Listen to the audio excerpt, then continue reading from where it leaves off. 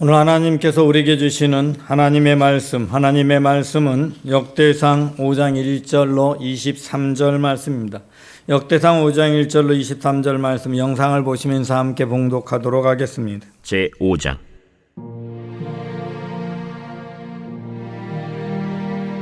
이스라엘의 장자 르우벤의 아들들은 이러하니라. 르우벤은 장자라도 그의 아버지의 침상을 더럽혔으므로 장자의 명분이 이스라엘의 아들 요셉의 자손에게로 돌아가서 족보의 장자의 명분대로 기록되지 못하였느니라. 유다는 형제보다 뛰어나고 주권자가 유다에게서 났으나 장자의 명분은 요셉에게 있으니라. 이스라엘의 장자 르우벤의 아들들은 하녹과 발루와 헤스론과 갈미요. 요엘의 아들은 스마야요, 그의 아들은 고기요, 그의 아들은 시므이요, 그의 아들은 미가요, 그의 아들은 르아야요, 그의 아들은 바알이요, 그의 아들은 브에라이니. 그는 르우벤 자손의 지도자로서 아수르 왕 디글랏 빌레셀에게 사로잡힌 자라.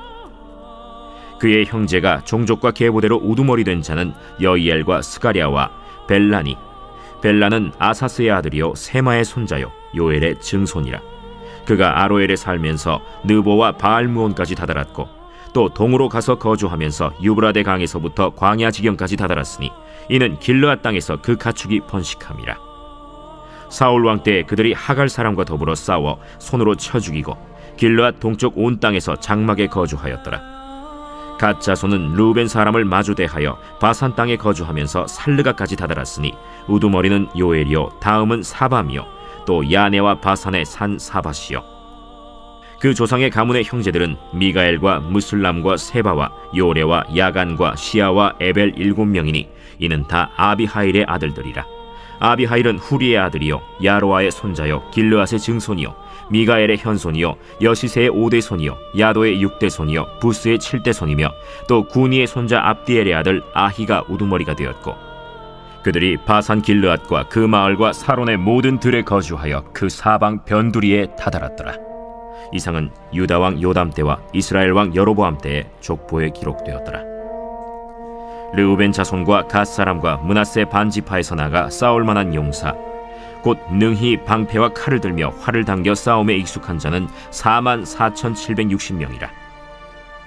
그들이 하갈 사람과 여두루와 나비스와 노답과 싸우는 중에 도우심을 입었으므로 하갈 사람과 그들과 함께 있는 자들이 다 그들의 손에 패하였으니 이는 그들이 싸울 때 하나님께 의뢰하고 부르짖음으로 하나님이 그들에게 응답하셨습니다.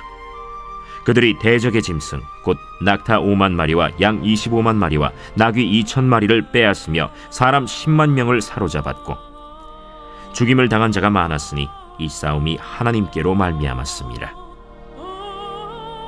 그들이 그들의 땅에 거주하여 사로잡힐 때까지 이르렀더라. 므낫세 반지파 자손들이 그 땅에 거주하면서 그들이 번성하여 바산에서부터 바알 헤르몬과 스닐과 헤르몬 산까지 다다랐으며 그들의 족장은 에벨과 이시와 엘리엘과 아스리엘과 예레미야와 호다위야와 야디엘이며 다 용감하고 유명한 족장이었더라. 그들이 그들의 조상들의 하나님께 범죄하여 하나님이 그들 앞에서 멸하신 그 땅 백성의 신들을 간음하듯 섬긴지라.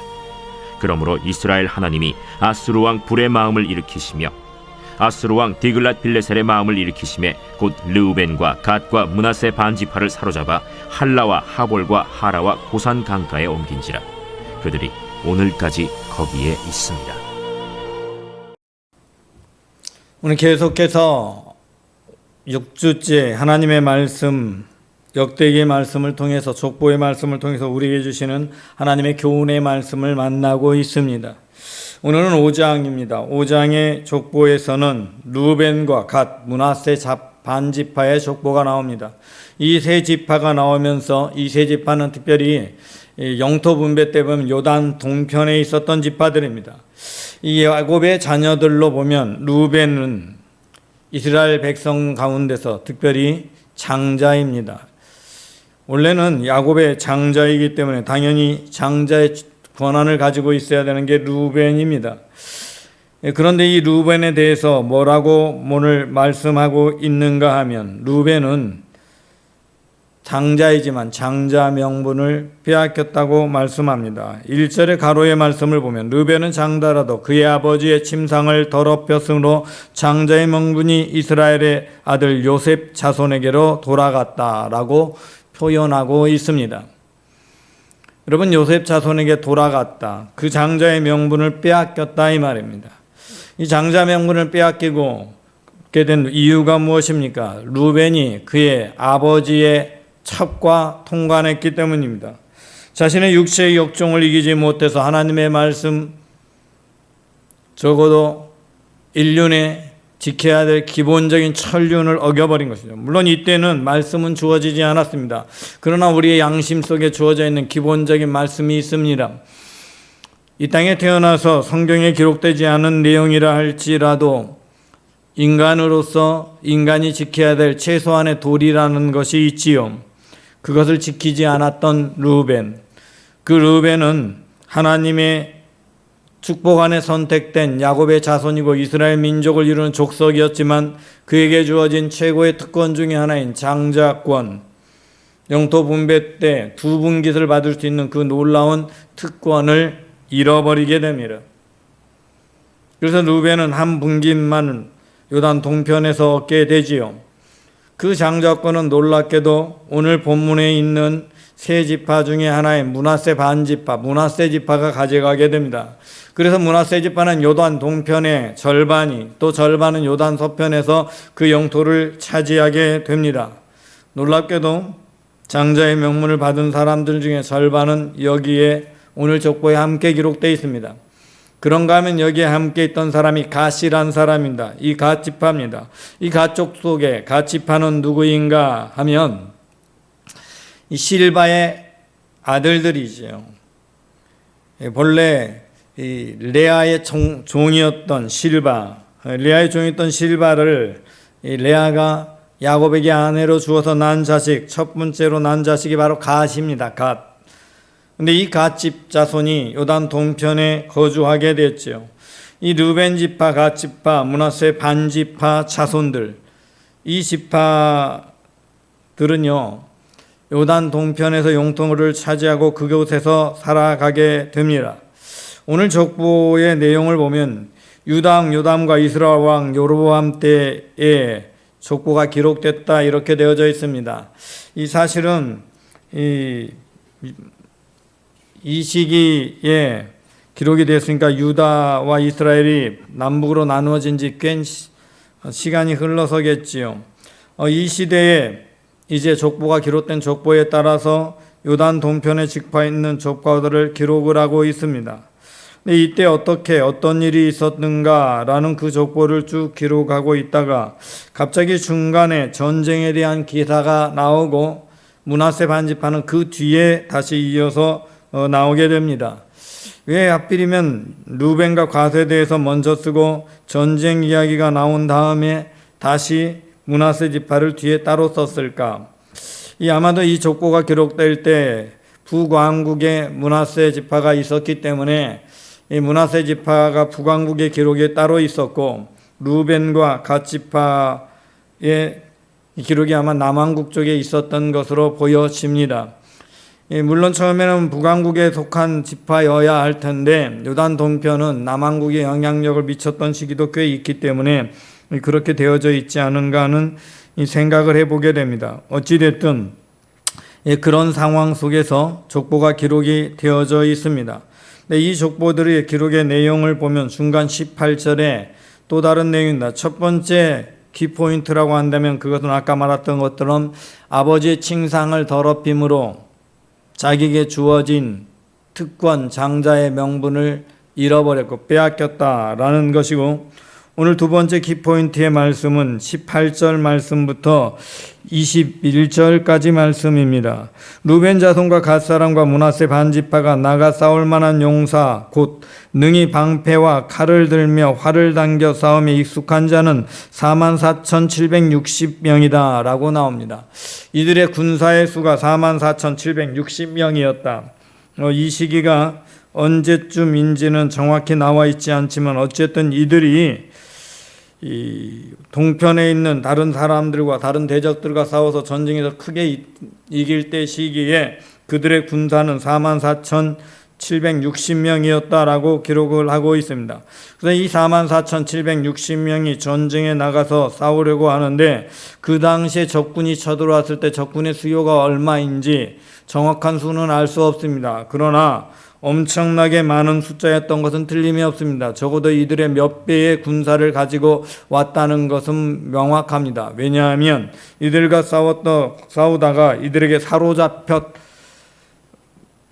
사람의 수만 10만 명, 그들의 숫자의 2배가 훨씬 넘는 인원을 사로잡았으니까요. 죽인 숫자를 치자고 한다면 더 많은, 정말 많은 사람들이 있었다라는 것을 알 수 있습니다. 그들이 가지고 온 숫자만 봐도 알 수 있죠. 낙타가 5만 마리라고 되어 있습니다. 여러분, 낙타가 왔다라는 말은 낙타를 타고 전쟁에 임한 군사들이 있었고 그 군사만 5만 명이다. 낙타병만 5만 명이었다. 라는 이야기죠. 그러니 이들이 얼마나 많은 군사들이 있는 사람들과 싸웠다라는 것을 알 수 있습니다. 이들은 아마도 미디안 사람들이었던 것으로 보입니다. 그런데 하여튼 그 전쟁에서 그렇게 그들을 물리쳤는데 어떻게 해서 그 전쟁에서 이길 수 있었느냐? 이들이 싸운 대상에서는 정확하게는 하갈 사람이라고 되어져 있습니다. 하갈 사람이면은 그냥 미디안 쪽도 아니고 애굽 쪽과 섞여 있는 매굽의 쪽에 섞여 있는 이디오피아에 가까이 있는 그 사람들과 함께 섞여 있는 그런 종족이 아닐까. 그래서 북아프리카와 아라비아 쪽을 함께 왔다 갔다 하던 그런 사람들, 그런 영향력 있던 사람들인데 그런 군대와 전쟁을 하는데 이 군대와 전쟁할 때 하나님을 의뢰하고 부르짖었다라고 기록되어 있습니다. 하나님을 의뢰하고 부르짖음으로 그들이 이 전쟁에서 승리해서 많은 것을 얻었다라고 기록을 하고 있습니다. 여러분, 몇 배와 되는 군사와 전쟁을 하고 자기들보다 훨씬 막강한 무장을 한 군사와 전쟁을 했습니다. 낙타의 부대가 있었다는 얘기는 훨씬 강력한 군대라는 걸 알 수 있죠. 그런데 이 전쟁에서 그들이 대승을 하고 그들을 사로잡은 수만 10만 명이 될 만큼 엄청난 승리를 할 수 있었다. 어떻게 이것이 가능했느냐? 하나님께 기도함으로. 아주 간단하게 성경은 그렇게 기록하고 있습니다. 하나님을 의뢰하고 부르짖음으로 하나님이 그들에게 응답하셨다. 하나님께서 응답하시면 이런 일이 일어난다 라고 말씀하고 있습니다. 오늘 말씀 속에서 또 이제 특이하게 므낫세 반지파의 이야기가 딱 2줄로 나옵니다. 그들이 땅이 여기에 다다랐다. 그들이 굉장히 용감했다. 그래서 그들이 저쪽한테 밑에 쪽 땅들을 넓게 차지하고 그랬다라는 위쪽 땅들을 넓게 차지했다. 갈릴리 동편의 땅들, 좋은 땅들을 차지했다라는 것을 알 수 있습니다. 이들이 차지하고 있던 땅에 지난주에 저와 여러분이 함께 말씀을 통해서 나눴던 유다지파 족속 중에 길앗 야베스 쪽 사람들이 거기에 함께 있었던 것을 알 수 있죠. 결혼 관계를 통해서 므낫세 반지파의 일부와 유다지파 일부가 합쳐져서 이룬 종족이 길앗 야베스 종족이었다라는 걸 알 수 있습니다. 어찌됐건 그렇게 번성할 만큼 강했던 것이 또 므낫세 지파였다. 그런데 강했지만 그들은 딱 2줄밖에 기록하지 않습니다. 왜 그렇게 간단하게 이런 족장들이 있었다 하고 끝내버렸는가? 그 이유는 결론입니다. 므낫세 지파도 그렇고 이스라엘 장자 루벤 지파도 그렇고 갓 지파도 그렇고 요단 동편에서 어느 누구보다 많은 대적과 계속해서 전쟁을 하면서 그 땅을 지켜왔건 용맹스러웠던 종족이었습니다. 그런데 이들이 시간이 지나가면서 범죄하기 시작합니다. 하나님을 떠나고 주변에 있는 다른 이방 신들, 그 이방 신들이 했던 방식으로 그 신들을 섬기길 시작합니다. 그렇게 다른 신들을 섬기기 시작하니까 하나님께서 진노하셔서 아수르 왕을 들어 이들을 멸망시켜 버립니다. 하나님을 벗게 범죄하고 하나님을 떠난 사람들, 이들은 아수르 왕 디글랏빌레셋이 북이스라엘을 멸망시키고 쳐들어왔을 때 그들에 의해서 포로로 끌려가서 여러 땅에 흩어집니다. 이들은 여러 딸에 흩어졌는데 아무도 돌아오지 못했습니다. 그래서 역대기의 족보의 기사는 그들이 옮겨짐에 오늘까지 그들은 거기에 있다. 그들은 사라져버린 종족이 되었다. 하나님을 떠나 배교했더니 그들은 아무도 남지 않고 멀리 흩어져 사라진 종족이 되고 말았다. 유다 지파의 기록이지만, 유다 나라의 기록이지만 어찌됐든 그들은 사라진 지파들로 기록이 되고 있습니다. 여러분, 오늘 여기에 나오는 세 가지의 교훈의 말씀 속에서 하나님은 저와 여러분에게 무슨 메시지를 던지고 있는 것일까요?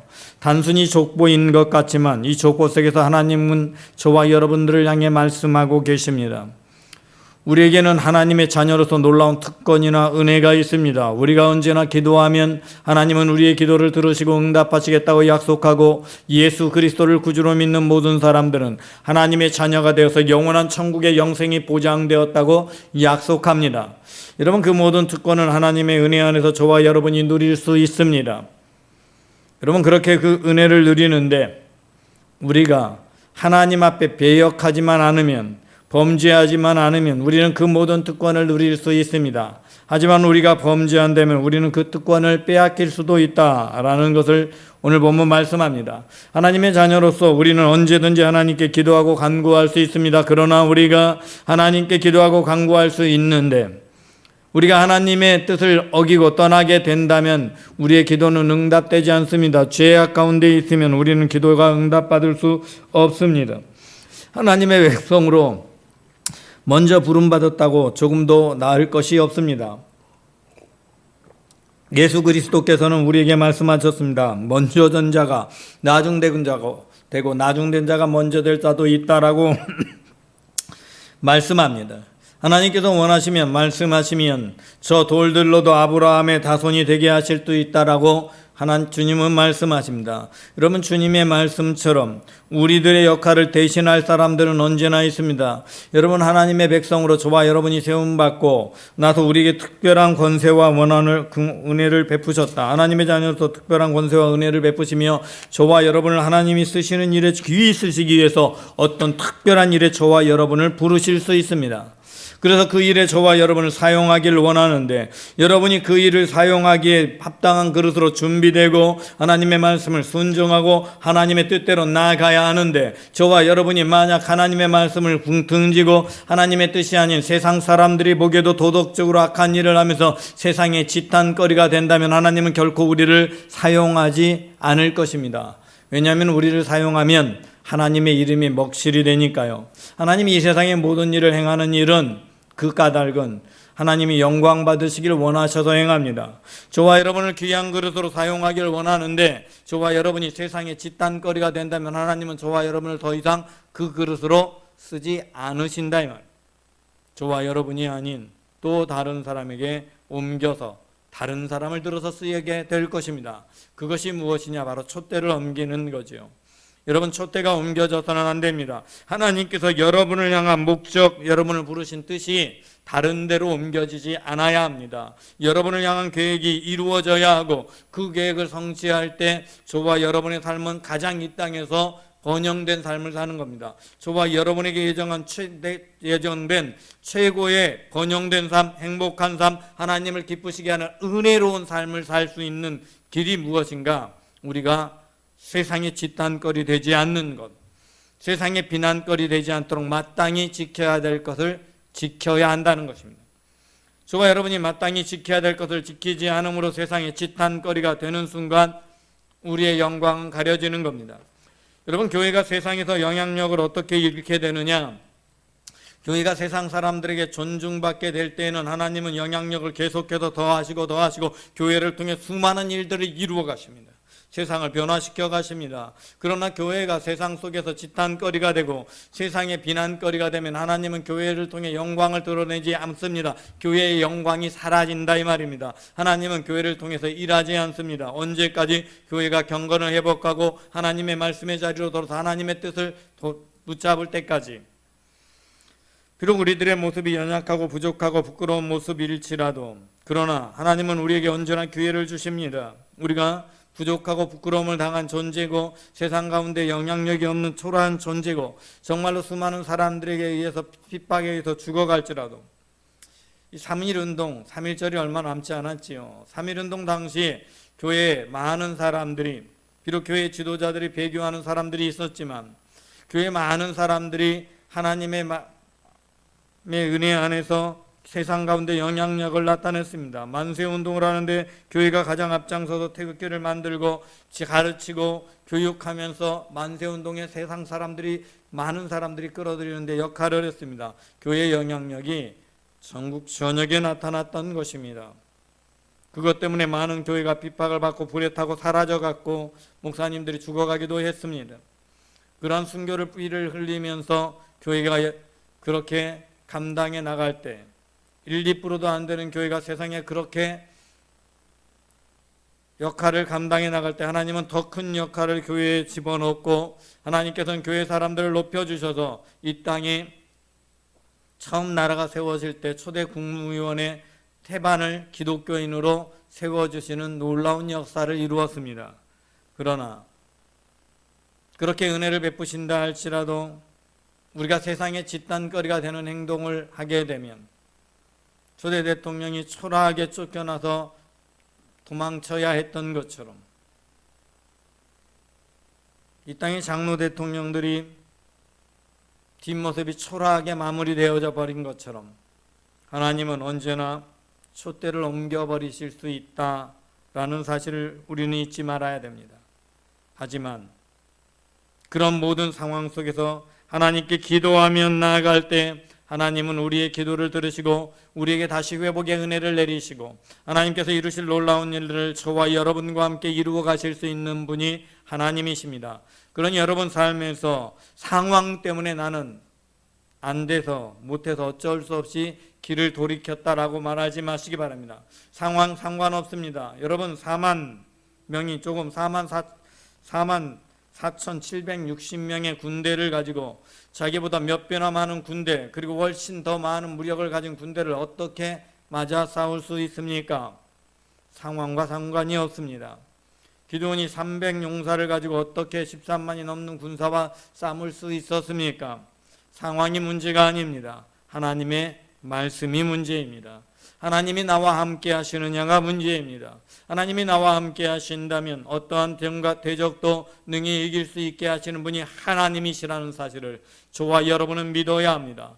그러므로 여러분의 삶의 문제 속에서 삶의 문제에 매몰되지 마십시오. 그것 때문에 좌절하지 마십시오. 넘어지지 마십시오. 삶의 모든 문제를 있는 그대로 하나님 앞에 가지고 나와 하나님 앞에 내려놓고 하나님께 기도하십시오. 하나님, 나의 삶의 문제가 현실이 이렇습니다. 상황이 이러합니다. 길이 보이지 않습니다. 하지만 하나님만이 길임을 믿습니다. 하나님, 주님께서 임재하시고 나의 삶을 붙잡아 주시고 이 자리에서 역사하여 주셔서 나의 삶의 모든 문제의 길을 열어주시고 해결해 주십시오. 주님만이 답임을 믿습니다.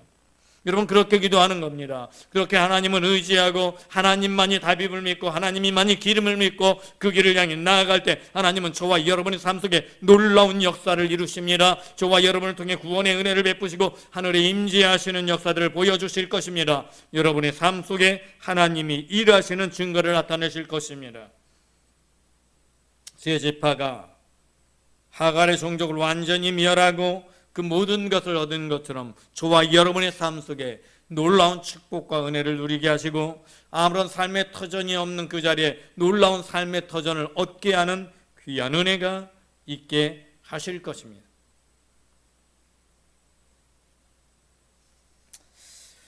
오늘도 하나님께서 우리의 삶 속에 함께 하십니다. 그래서 우리는 하나님의 은혜 가운데 살아갑니다. 하나님의 은혜 안에 말씀대로 살아가고 평온하고 한 삶을 한참을 살다가 보면 이 세상의 것이 더 좋아 보입니다. 여러분 사실 힘들고 어려울 때는요 놀랍게도 하나님께 잘 매달립니다. 간절히 매달리고 다른 것 안 보기 때문에 말씀대로 잘 살아갑니다. 제가 저 신앙생활 하면서요 한국의 교회가 언제 제일 뜨거웠냐 80년대까지인 것 같아요. 군부 독재가 끝나기 직전까지는 정말 뜨거웠던 것 같아요. 군부 독재가 끝나자 교회는 언젠가 식어갔습니다. 여러분, 군부 독재가 끝나는 시점이 장로 대통령이었잖아요. 교회는 식어지기 시작했습니다. 이 사람이 평안해지면 식어지기 시작합니다. 여러분, 왜 식어지냐? 좀 더 멋있는 것 추구합니다. 신앙생활도 좀 더 품위 있게 하고 싶습니다. 여러분, 신앙생활을 상식적으로는 해야 됩니다. 마땅히 지켜야 될 것 지켜야 합니다. 하지만 품위 있는 게 신앙생활 아닙니다. 만약에 품위 있는 게 신앙생활이었다면 바울은 모든 것 버리고 그렇게 살아가지 않았을 것입니다. 그 당시에 품위 있는 길을 갔겠지요. 학식이 있는 그 자리에서 인정받는 가말리엘 문화의 사람으로 살아가는 게 품위 있는 것이겠지요. 바울은 품위 있는 삶을 위해 살지 않았습니다. 복음을 위해 살아갔죠. 왜 그랬을까요? 품위 있는 삶을 살다가 보면, 그것 지켜나가려고 하다 보면 말씀이 우선되지 않습니다. 세상 사람들이 원하는 것, 세상 사람들이 보기에 좋다고 여기는 것, 세상 사람들이 존경스러워하는 것 쫓아갑니다. 그럼 교회의 목회자들이 왜 외식을 하게 되느냐? 세상 사람들에게 좀 멋져 보이려고 하니까 외식하는 겁니다. 여러분, 교회 목회자는 세상 사람들에게 멋있어 보이는 게 필요한 게 아니죠. 목사는 세상 사람들에게 예수님의 삶이 무엇인지 보여주는 게 필요한 거죠. 예수님이 무엇을 원하는지, 예수님이 어떤 분이신지를 나타내는 게 필요한 거죠. 교회의 역할은 예수 그리스도의 빛을 세상에 비추는 거죠. 여러분, 교회가 예수님의 몸이잖아요. 머리 대신 예수 그리스도께서 교회의 통치권자다. 그러면 목회자는 머리신 예수 그리스도의 뜻을 따라 교회를 이끌어 가야 하고, 교회의 모든 성도들은 예수 그리스도의 뜻을 따라 살아가야 되지요. 그러면 몸된 교회가 예수 그리스도를 드러내게 되어져 있고 세상 가운데 예수의 빛을 비추게 되어 있습니다. 예수님의 빛을 세상에 비추게 되어져 있는 게 교회입니다. 몸된 교회는 당연히 예수 그리스도를 드러내게 되어져 있는 것이죠. 그 길을 가야 하는데, 세상의 품위를 쫓아가다 보면 예수 그리스도가 아니라 세상의 근사함을 쫓아가는 모습을 가지게 됩니다. 처음에는요, 좀 건사하고 품위 있는 멋있는 신앙인 같아 보이지요.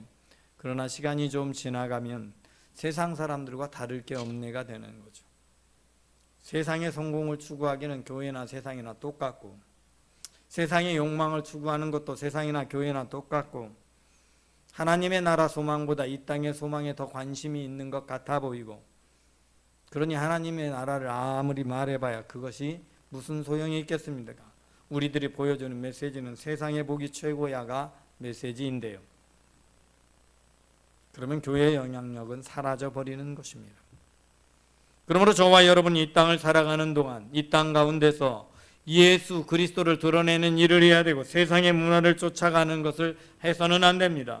여러분, 세상을 쫓아가고 세상과 벗대는 것, 세상을 사랑하게 되면 결국은 돈을 사랑하게 되어 있고, 돈을 사랑하는 것이 이만하게 근원이 되는 것입니다. 그렇게 쫓아가는 것이 세상신을 섬기는 겁니다. 만몬을 섬기는 것입니다. 세상의 권력을 쫓아가면 그것은 바알을 섬기는 것이 되는 것입니다. 세상의 쾌락을 쫓아간다면 그것은 아세라를 섬기는 것이 됩니다. 여러분, 세상의 권세와 쾌락과 세상의 물질의 풍요가 여러분의 희망이고 꿈이라면 우리는 세상의 우상의 빛만 보여줄 뿐이지 예수 그리스도의 빛은 어디에도 보여줄 것이 없게 됩니다. 그러므로 우리는 무상을 숭배하는 자가 되고, 결국 우리는 다시 세상에 끌려가 세상의 종이 되지 하나님의 구원받은 백성, 은혜받은 백성으로 남지 않게 된다는 사실입니다. 르우벤과 갓과 므낫세 반지파가 세상으로 끌려나가서 사라져버려서 더 이상 하나님의 백성으로 남지 않게 되는 것처럼, 세상을 사랑하고 세상을 사모하는 사람들은 세상에 끌려가 사라져버리고 세상으로 사라져버리고 남지 않는 것입니다. 대마는 세상을 사랑하여 또 세상으로 갔대요. 대마와 같은 신앙인이 우리가 돼서는 안 됩니다. 저와 여러분은 대마가 아니라 바울을 위해 끝까지 따라갔던 사람들, 고난에도 기꺼이 함께했던 사람들, 디도, 아리스다고, 디모데, 누가 그런 인물이 되어야 합니다. 여러분, 그렇게 하나님께 신실하게 남아 있다면 역대기의 족보에서 지금 남아있는 사람들의 족보에 이름에 남겨듯이 이름이 남는 겁니다. 족보만 언급되고 현재의 사람은 아무도 없는, 기록에도 없는 초라한 존재가 되지 마십시오. 하나님은 언제나 우리와 함께 하신다는 사실을 잊지 마십시오. 하나님은 우리의 기도를 들으시고 응답하시는 이심을 잊지 마십시오.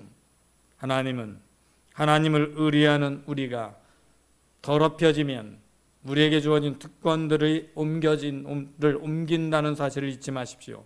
하지만 우리가 하나님을 의지하고 기도하면 우리의 기도를 들으시고 우리에게 가장 좋은 것으로 함께 하심을 분명히 믿으시고 저와 여러분 모두가 은혜를 취하는 사람들이 되고 죄를 취하거나 세상으로 떠나버리는 사람 되지 않기를 바랍니다. 하나님, 오늘도 우리와 함께 하시고 우리에게 예비하신 은혜로 우리에게 채워주시며 우리의 삶 가운데 동행함을 믿습니다. 주의 능력과 권세의 손길로 우리 모두를 붙들어 주셔서 우리가 주님의 진리의 말씀, 은혜의 말씀, 능력의 말씀에 사로잡혀 아버지께 영광 돌리는 하나님의 백성이 되게 하여 주옵소서. 주께서 진리의 말씀으로 언제나 우리와 함께 하시고 우리의 삶 가운데 동행하시며 우리에게 기도를 들으시고 응답하시며 우리의 모든 대적을 물리치시고 우리에게 가장 좋은 길을 보이시고 그 길로 인도하심을 믿으며 우리 주 예수 그리스도 이름으로 기도드리옵나이다. 아멘.